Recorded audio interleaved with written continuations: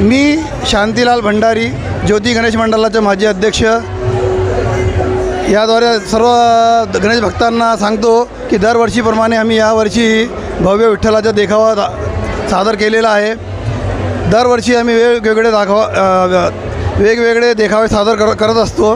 दरवर्षी ज्योती गणेश मंडळ हे नावाजलेलं मंडळ आहे. आम्ही ह्या मंडळाची आता 5वी पिढी ह्या मंडळ सांभाळत आहे.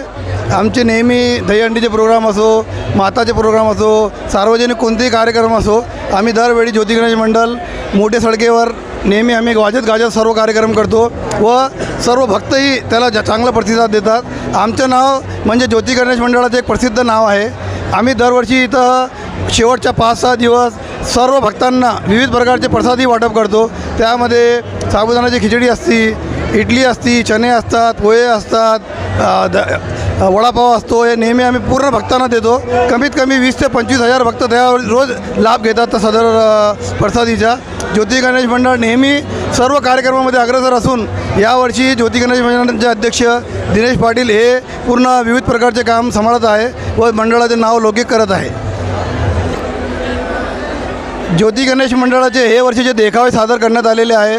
यावर्षी तर मोठी सडकेवर ज्योती गणेश मंडळमुळे एवढं रश झालेलं आहे की आता माणसाला चालायला सुद्धा जागा राहिलेली नाही.